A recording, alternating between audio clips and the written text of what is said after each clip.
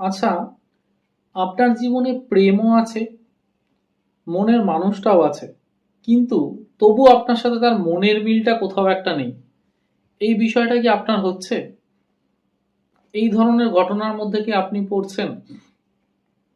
বা বিয়ে করেছেন, দেখে শুনে প্রেম করেই বিয়ে করেছেন, কোথাও গিয়ে রিলেশনটা ঠিক আগের মতো নেই, কোথাও মনে হচ্ছে সে মানুষটা আমাকে ঠিক মতো বুঝছে না, সেই মানুষটা আমার কথা ঠিক মতো বুঝতে পারছে না, বা তার সাথে আমার মনের মিলটা কোথাও গিয়ে হচ্ছে না। আপনার সাথেও কি এরকম ঘটনাটা ঘটছে? তাহলে এই ভিডিওটা আপনাকে অবশ্যই কিন্তু একটা দিশা দেখাতে হবে। আচ্ছা, কেন এমন হয়? আসুন চলুন সেই বিষয়টাই আমরা একটু জেনে নিই।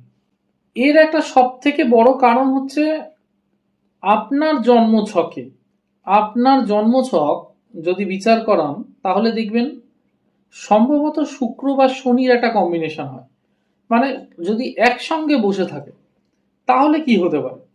তাহলে দেখা গেছে সম্পর্কগুলো, শুক্র হচ্ছে বসন্তের বাতাস আর শনি হচ্ছে একদম হাড় কাঁপানো কনকনে শীত। এই দুয়ের যখন গিয়ে কোথাও মিল মিল হয়, এরা দুজন যখন একসাথে বসে, তখন সম্পর্কের মধ্যে দায়িত্ববোধটা বেড়ে যায়, কঠোরতাটা বেড়ে যায়, একে অপরের প্রতি দায়িত্ববোধ এটা প্রচন্ড পরিমাণে বেড়ে যায়। তাই একে অপরের প্রতি তারা দেখবেন ভালো মতো কর্তব্য পালনটা করে যাচ্ছে, কেউ কারোর কর্তব্যের জায়গায় কিছু ছাড়ছে না। কিন্তু মনের ভেতর থেকে সেই যে আবেগ, রোম্যান্স, ইমোশন, এই জিনিসগুলো কোথাও একটা গিয়ে কিন্তু আমাদের হারিয়ে যায়। এটা একটা ভীষণ বড় যোগ।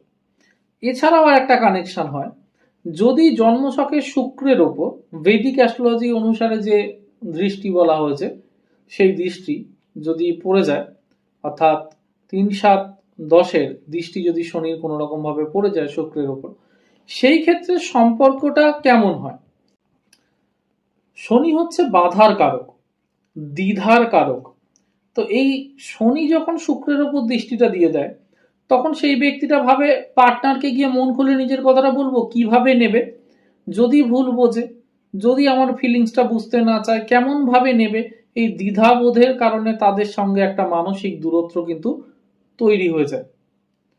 তো এইখান থেকে এই মানসিক দূরত্ব, শনি মানে যেহেতু লেন্দি, তো দীর্ঘ বছরের পর বছর এই জিনিসটা চলতে থাকে, এবং একটা লেন্দি একে অপরকে ঠিক বুঝতে না পারা বা সেই মানুষটার সাথে মন খুলে নিজের কথা শেয়ার করতে না পারা, এই জায়গাটা কিন্তু শনি কিন্তু তৈরি করে দেয়।